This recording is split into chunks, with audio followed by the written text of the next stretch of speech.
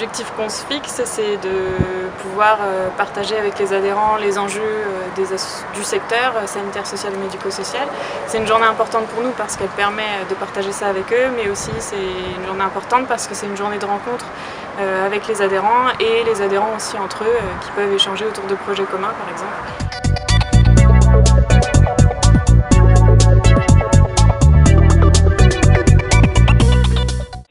Pour l'ARS, la journée de rentrée sociale de l'URIOP, c'est un temps d'échange privilégié avec les acteurs du secteur sanitaire et social qui viennent tous les ans nombreux à cette journée de rentrée sociale. Cette journée champardonnaise a permis aussi d'ouvrir des perspectives et des enjeux au niveau de la nouvelle région Grand Est avec un début d'approche territoriale sur notre nouvelle région.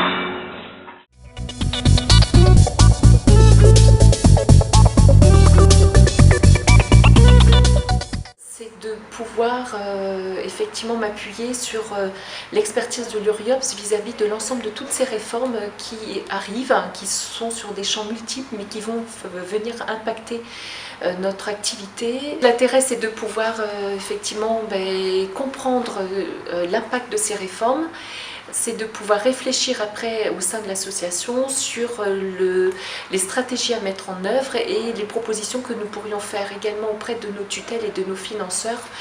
Et puis dernière aussi motivation, c'est de pouvoir partager nos inquiétudes, partager également des logiques avec d'autres professionnels dans ce même champ d'activité. Donc c'est le moyen aussi de se rencontrer et puis de pouvoir s'épauler et partager nos expériences respectives.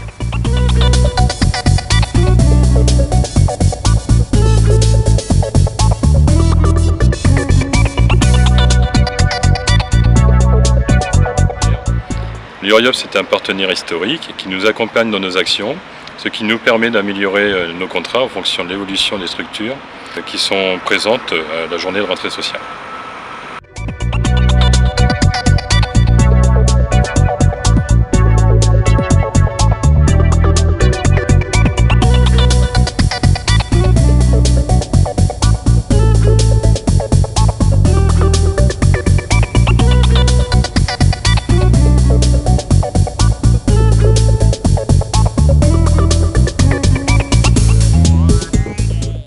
Les grands enjeux pour les associations du secteur social, médico-social et sanitaire, je pense que c'est aujourd'hui de faire face,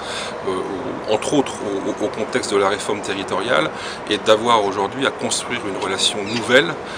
avec des acteurs publics, représentants de l'État, représentants des collectivités territoriales, qui ne sont plus forcément les mêmes compte tenu du découpage territorial et de la mise en place de la région Grand Est pour ce qui concerne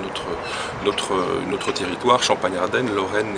Lorraine et Alsace. Donc c'est aussi de poursuivre leur réflexion sur la construction d'un modèle associatif peut-être nouveau, inventer ce modèle associatif je dirais d'aujourd'hui et de demain, qui repose sur des financements dans l'insécurité, puisqu'aujourd'hui ces financements finalement ne sont jamais garantis, puisqu'il faut renégocier des CPOM, négocier des nombres de subventions, répondre à des appels à projets, et que tout cela crée une insécurité ou une incertitude pour les associations dans la capacité à poursuivre leur mission. C'est un enjeu dur, parce que la société aujourd'hui elle s'est durcie, on le voit que le contexte dans lequel on évolue, finalement cette période traumatisante des post-attentats, cette période d'incertitude économique, cette période où les exclus n'ont jamais été aussi nombreux, cette période où la société aujourd'hui finalement est bouleversée par l'arrivée de migrants mais aussi réfugiés, parce que ce sont des gens qui sont aujourd'hui en errance parce que chassés par la guerre de chez eux, comment notre société justement elle se prend ça dans la figure. Et l'enjeu pour les associations, c'est aussi de faire face à ces enjeux de société et d'essayer d'apporter des réponses.